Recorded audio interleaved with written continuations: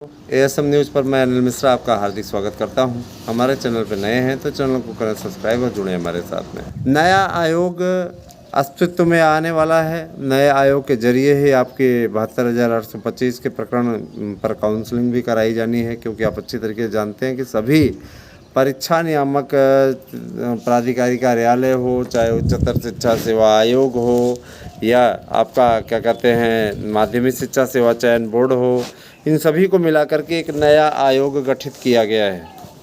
और जाहिर सी बात है कि जब नया आयोग गठित किया गया है तो शिक्षक भर्ती की LT ग्रेड की भी परीक्षा भी यही कराएगा।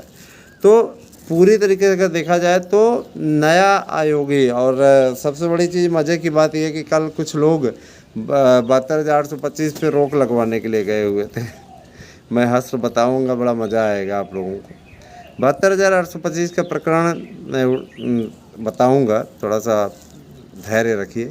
2011 के हमारे जो भाई बहन बहुत दिनों से पशुपेश में फंसे हुए हैं, परेशान हैं, उनके लिए राहत भरी खबर है, अपने आप में रिलीफ देने वाली खबर है। इसको आप लोग अवश्य जानिए। कल एक प्रतिनिधिमंडल विपक्षियों का जाकर के मिला था। उनका यह कहना था कि 72,825 पे काउंसलिंग तभी होनी चाहिए जब याचियों को, जो पुराने याची हैं, पुरानी याचिका के जो याची हैं, उनको जब तक चाची न बना दिया जाए।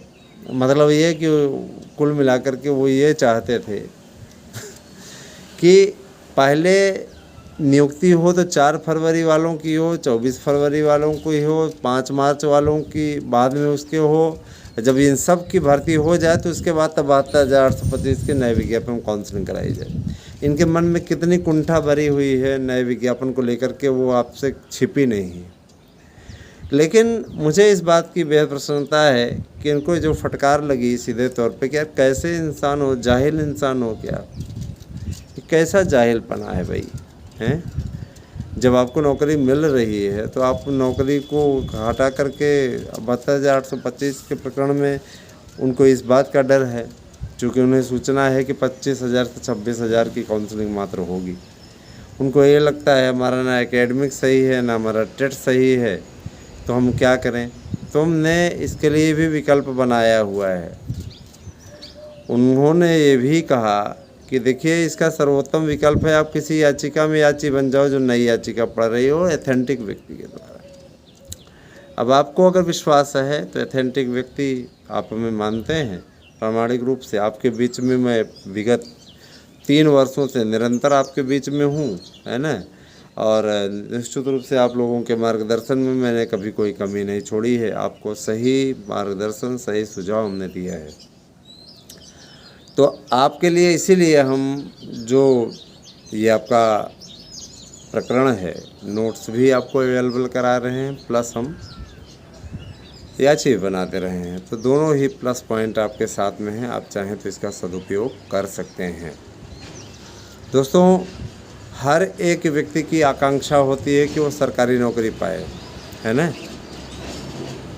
और सरकारी नौकरी के लिए तन मन जीवन, यहाँ तक कि लोग पैसा कर्जा लेकर के क्या करते हैं, किसी को दे करके काम कराने की कोशिश करते हैं। कुछ ऐसे भी लोग अक्सर सामने आते हैं और पता लगा कि उनको लूटने वाले जो ठग होते हैं वो आपसे 1 लाख, 1.5 लाख, 2 लाख ले लेते हैं और पता लगा फिर उसके बाद में आपसे संपर्क ही बंद कर देते हैं।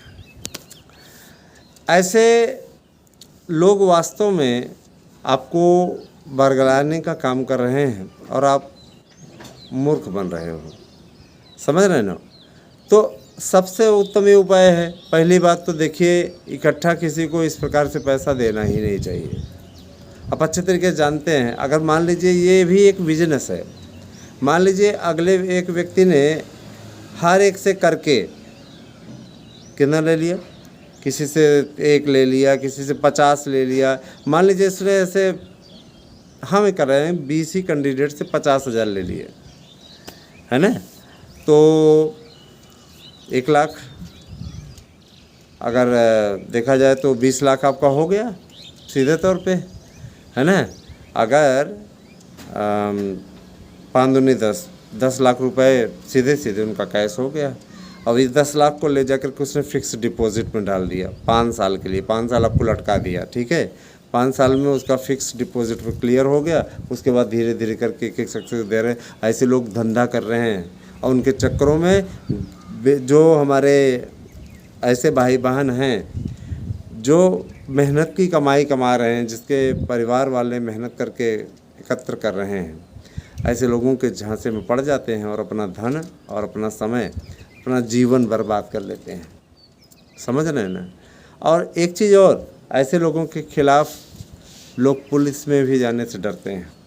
रीज़न है, गलती आपने भी तो की है, क्या आप जा कर के कहेंगे? आपने उधार दिया था उसको, आपने घूस के लिए दिया था। घूस देना और लेना दोनों पाप है, गलत है। आर्टिकल के अंतर्गत जितना लेने वाला अपराधी है उतना देने वाला भी अपराधी है,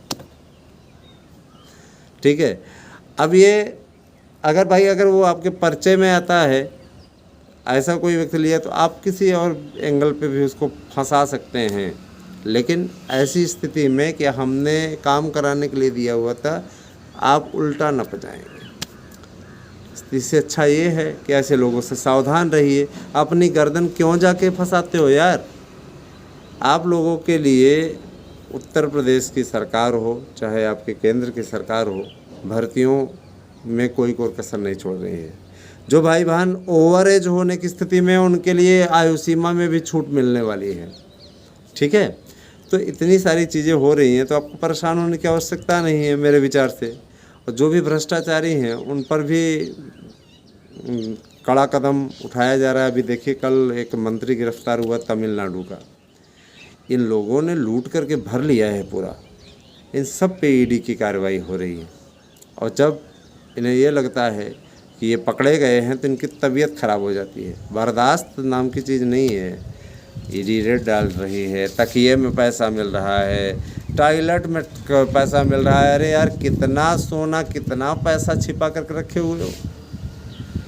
तमिलनाडु, कर्नाटक, इन सभी क्षेत्रों में भी रेड करा दी जाए, पश्चिम बंगाल, तो ये समझ लीजिए कि इन्होंने भारत की आधी संपत्ति को कब्जा करके रखा हुआ है।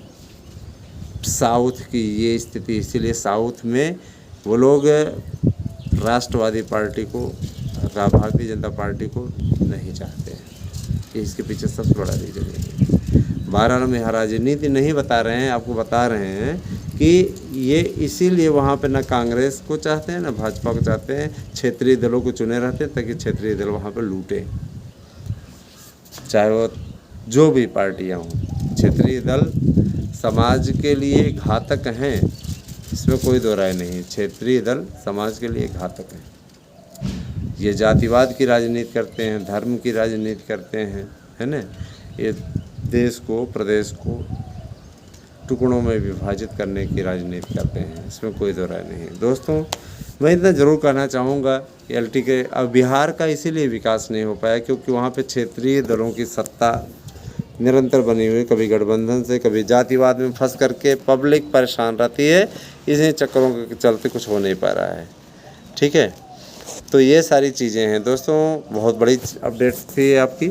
और सबसे बड़ी चीज़ ये कि टीचर भर्ती के लिए आप लोगों की तैयारी अच्छी होनी चाहिए। अब आप लोगों के लिए अवसरों की बरसात होने वाली है, निश्चित रूप से आपकी काउंसलिंग भी होने वाली है। तो हम ये चाहेंगे कि ज़्यादा से ज़्यादा संख्या में आप लोग हमारे साथ में जुड़िए और साथ ही साथ ज़्यादा से ज़्यादा लोगों को जोड़िए।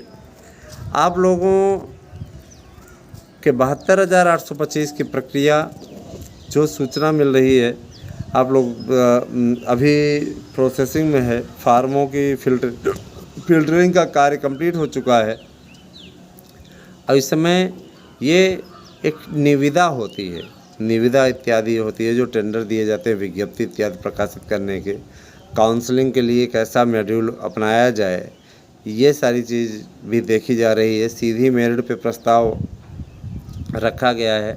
सीधी मेरिट पे बन जाए तो ज़्यादा उत्तम होगा। तो सीधी मेरिट अगर बनती है तो ये और उत्तम होगा, है ना। सीधी मेरिट बनती है तो और उत्तम होगा, इसमें कोई दो राय नहीं है। सीधी मेरिट सबसे सर्वोत्तम विकल्प होती है। सीधी मेरिट का हम भी बहुत बड़े सपोर्टर हमेशा से रहे हैं। सीधी मेरिट से अब कुछ लोगों ने पूछा था, सर क्या हम 18 वाले हैं, हम फार्मा ऐसा नहीं होता भैया। दी 11 की भर्ती है तो इसमें आप कैसे इन्वॉल्व हो सकते हैं? 2011 की भर्ती है तो इसमें आप कैसे इन्वॉल्व हो सकते हैं? 12 साल बाद कम से कम इंसाफ मिलने जा रहा है, ये इसमें आपको राहत की खबर है आपके लिए। कैसी लगी आपको वीडियो अवश्य बताइएगा दोस्तों। बहुत बहुत धन्यवाद। आपसे एक दिन शुभ हो।